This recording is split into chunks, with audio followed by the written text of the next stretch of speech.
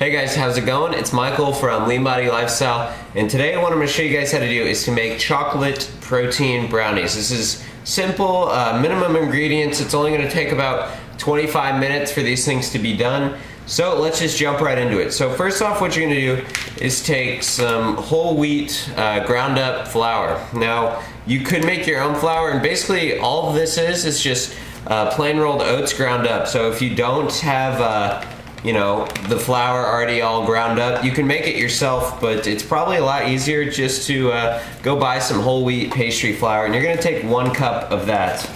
So I've got my 1 cup measured out, and you guys can see it. It's basically just like normal flour, except it's a whole wheat. And we're going to add all the dry ingredients into a bowl just like this one, and we'll eventually add in the wet ingredients. And now what we're going to do is add 2 scoops of chocolate or vanilla whey protein powder. And next up is 3 tablespoons of unsweetened baking cocoa. I personally really like a chocolate flavor in all of my baked goods, so I use a lot of this, but you could use less or more. Just kind of play around with it, but today I'm going to use 3 tablespoons.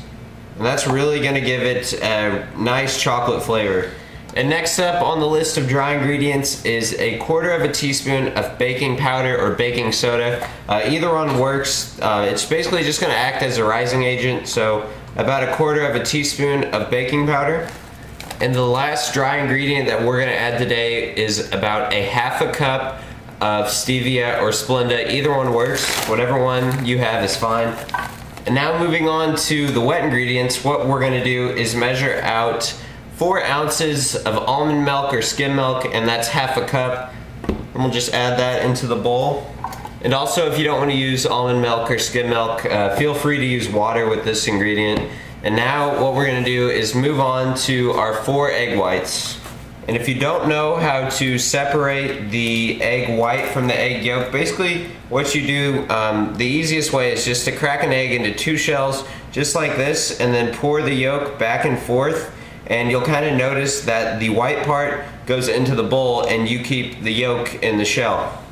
And now that we have all the ingredients in this bowl, we're just going to stir it up, and this is going to be our brownie batter. And I'll kind of show you guys what it looks like. It looks almost exactly like the typical brownie batter, and it actually smells really good because of the unsweetened baking cocoa that we added.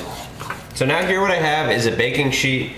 And what I'm going to do today is add some nonstick cooking spray, just because I hate it when you cook something and it sticks to the pan. So just spray a little bit of nonstick cooking spray on there to prevent that from happening.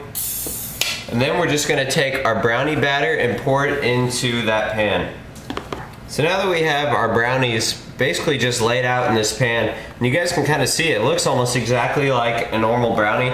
And a quick tip for you guys at this point in the recipe, if you wanted to add maybe some almonds or something on top of it and they would bake into the brownies, so that would just be kind of a nice addition to this recipe. But now what we're going to do is put this into the oven, and I have the oven turned on at 350 degrees Fahrenheit, and I'm probably going to leave it in there for about 15 to 20 minutes, but I'm going to check on it at 15 minutes. So I will see you guys hopefully when these are completely done.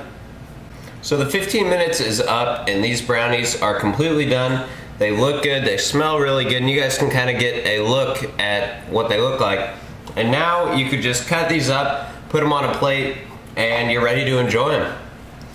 And that is pretty much your final product. Just a really good chocolate brownie, and it's not dried out at all. I know a lot of times when you use protein powder, it's really easy to get a dried out end result, but not the case with these. These are actually really good and moist, and I really think you guys will enjoy this recipe. And if you enjoyed this video, I would appreciate a thumbs up because it helps me out. And I can't tell you how much I appreciate that, and the support and the comments and all that nice stuff that you guys do. It really means a lot to me.